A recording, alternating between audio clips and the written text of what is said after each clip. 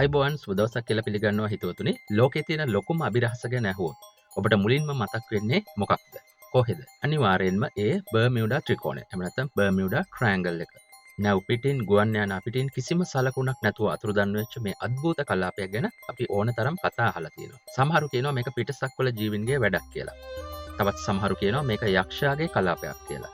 ඇත්තටම මොකක්ද මේ බර්මියුඩා ත්‍රිකෝණය කියන්නේ? ඇමරිකාවේ ෆ්ලොරිඩා, බර්මියුඩා දූපත් සහ පුවර්ටෝ රිකෝ කියන ප්‍රදේශ 3 යා කරලා හැදෙන මේ සාගර කලාපයේ ඇත්තටම මෙච්චර අභිරහස් දේවල් වෙන්නේ කොහොමද? අද අපි මේ වීඩියෝ එකෙන් කතා කරන්න යන්නේ කිසිම කෙනෙක් ඔබට නොකියපු මේ අභිරහස පිටුපස තියෙන සැබෑ විද්‍යාත්මක හේතු මොනවද කියන එක. ඉතින් මම ආරාධනා කරනවා මේ වීඩියෝ එක ඉවර වෙනකම් බලන්න කියලා.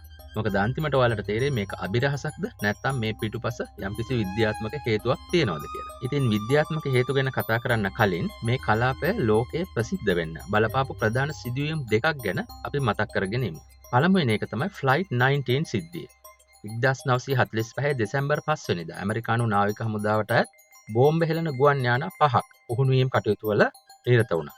හැබැයි මේ කලාපයට ඇතුළු වුණාට පස්සේ ඒ යානාවල මාලිමා එහෙම නැත්නම් කොම්පාසස් ක්‍රියා විරහිත වුණා. අවසානයේ යානා පහම ඒවායේ හිටපු බටයන් 14 දෙනත් එක්කම අතුරුදන් වුණා. පුදුමයට කරුණ කියන්නේ ඔවුන්ව සොයාගෙන ගිය බේරා ගැනීමේ ගුවන් යානයකුත් ඒ එක්කම අතුරුදන් වීමයි.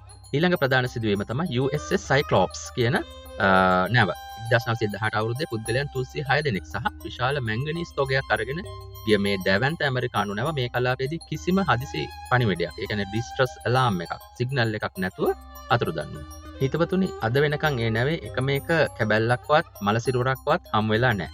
මේ වගේ සිදුවීම් නිසා තමයි මිනිස්සු හිතුවේ මේක සාපලත්තනක් එහෙම නැත්නම් අභිරහස් ස්ථානයක් කියලා. හැබැයි විද්‍යාඥයෝ මේ ගැන හොයන්න ගත්තාම මතුවුණු ඇත්තම හේතු මොනවද? අපි දැන් එකින් එක ඒ ගැන බලමු. විද්‍යාඥයන් පෙන්වා දෙන විදිහට මේ අනතුරු වීම වලට ප්‍රධාන හේතු විද්‍යාත්මක හේතු 4ක් බලපානවා. පළවෙනි එක තමයි කාලගුණය සහ සුළි කුණාටු. අපි කියනවා හරිකේන්ස් කියලා. මේ කලාපයේ පිහිටලා තියෙන්නේ ඇට්ලාන්ටික් සාගරයේ දරුණුම සුළි කුණාටු නැත්නම් හරිකේන්ස් ඇති වෙන ප්‍රදේශයක. ඒ වගේම මේ ප්‍රදේශයේ කාලගුණය හරිම අස්ථිරයි. ක්ෂණිකව වෙනස් වෙනවා. ඒ වගේම මහා කුණාටු ඇති වෙන්න ඉඩ තියෙනවා. අතීතයේදී අද වගේ දියුණු චන්ද්‍රිකා තාක්ෂණයක් හෝ කාලගුණ අනාවැකි කීමේ හැකියාවක් තිබුණේ නැති නිසා පැමිණෙන කුණාටු ගැන නොදැන තමයි නැව් සහ ගුවන් යානා බොහෝ වෙලාවට ගුවන්ගත වුණේ. ඉතින් ඒවා බොහෝ වෙලාවට මේ හරිකේන්ස් වලට අහු වෙලා විනාශ වෙන්න ඇති කියලා විශ්වාස කරනවා. දෙවෙනි කාරණය තමයි මේ මුහුදු ප්‍රදේශයේ ගල්ෆ් ප්‍රවාහය. අපි කියනවා ගල්ෆ් ස්ට්‍රීම් කියලා. මේවා ඊටාම වේගවත් සාගර දියවැල්. මේක හරියට මුහුද ඇතුලේ තියෙන වේගවත් ගංගාවක් වගේ. යම් හේකින් නැවක් හෝ ගුවන් යානයක් අනතුරට ලක් වුණොත් ඒ සුන්බුන් මේ වේගවත් දියවැල් මගින් පැය කිහිපයක් ඇතුළත සතපුම් දහස් ගණනක් ඈතට ගසාගෙන යනවා. අන්න ඒ නිසා අනතුරක් වුණු තැනින් සුන්බුන් සොයාගන්න බැරි වෙන්නේ. තුන්වෙනි කාරණය විදිහට මෑතකදී විද්‍යාඥයෝ සොයාගත්තා මේ කලාපයේ පැති කිහිපයකින් එන කුණාටු එකතු වෙන ස්ථානයක් කියලා. අඩි 100ක් විතර උස මහ යෝධ රළ gigantic waves ක්ෂණිකව නිර්මාණය වෙන්න පුළුවන් කියලා විද්‍යාඥයෝ හොයාගෙන තියෙනවා. මෙච්චර විශාල රළ පහරකට පුළුවන් ඕනෑම විශාල නැවක් තප්පර ගණනකින් මුහුදුබත් කරන්න. මුහුදු පත්ලට යවන්න.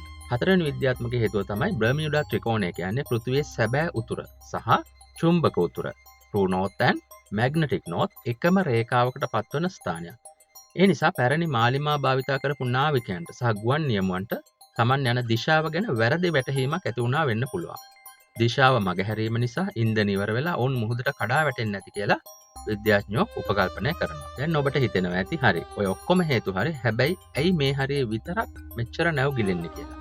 අන්න එතනදී තමයි වැදගත්ම කාරණේ තියෙන්නේ. ලෝක ප්‍රසිද්ධ රක්ෂණ සමාගමක් වන ලොයිඩ්ස් ලන්ඩන් සමාගම සහ ඇමරිකානු වෙරළ ආරක්ෂක බලකාය අපි කියනවා US Coast Guard කියලා වසර ගණනාවක දත්ත විශ්ලේෂණය කරලා තියෙනවා. ඔවුන් කියන විදිහට ලෝකයේ වෙනත් කාර්යබහුල සාගර කලාපයක බලද්දී බර්මියුඩා ත්‍රිකෝණයේ සිදුවන අනතුරු ප්‍රතිශතයක් විදිහට කිසිම අසාමාන්‍ය වැඩිවීමක් පෙන්눔 කරන්නේ නැහැ. මේ කලාපය කියන්නේ ලෝකයේ නැව් සහ ගුවන් යානා බහුලවම ගමන් කරන ඉතා කාර්යබහුල මාර්ගයක්. වාහන වැඩිපුර යන පාරක අනතුරු වෙන්න තියෙන ඉඩකඩ වැඩි වගේ මේ කලාපයේ ගමන් ගන්නා පිරිස අධික නිසා සිදුවන අනතුරු ගණනත් සාමාන්‍යයෙන් වැඩි වෙන්න හැකියාව තියෙනවා. ජනමාධ්‍ය මගින් සැදුව කතා සහ පුවත් මගින් මේ සිදුවීම් ඕනවට වඩා උලුප්පල ප්‍රසිද්ධ කරපු නිසා තමයි මේ අභිරහස ඇති වුනේ කියලා සමහරක් අය කියනවා. ඉතින් හිතවතුනි අවසාන වශයෙන් කියන්න තියෙන්නේ බර්මියුඩා ත්‍රිකෝණය කියන්නේ කිසියම් පිටසක්වල ජීවියෙක් ඉන්න නැත්නම් අద్భుත බලවේගයක් තියෙන ස්ථානයක් නෙවෙයි. එහෙම මේ වෙනකන් කිසිම හෝඩුවාවක්වත් හොයාගෙන නැහැ. ඒක සබාදහමේ අතිශය දරුණු කාලගුණික තත්වයන් වේගවත් දියවැල් වගේම මිනිස් අතපසුවීම් human errors එකතු වුණු සාමාන්‍ය සාගර කලාපයක්. විද්‍යාවට විසඳිය නොහැකි කිසිම අභිරහසක් එතන නැහැ. හිතවතුනි, ඔබ මේ ගැන කුමක්ද හිතන්නේ? ඔබ ඉස්සර හිතුවේ මේක පිටසක්වල ජීවීන්ගේ වැඩක් කියලාද? ඉතින් ඔබට පුළුවන් පහලින් කමෙන්ට් කරලා ඔබගේ අදහස් දක්වන්න. ඒ වගේම මේ වගේ විද්‍යාත්මක සහ ඓතිහාසික වීඩියෝ බලන්න අපේ සිලෝන් ඇකඩීමියා channel එක subscribe කරන්න කියලා ආරාධනා කරනවා. ඉතින් නැවතත් දිනක මෙවැනි අභිරහසකින් හමුවන තුරු ඔබ සැමට සුබ දවසක්.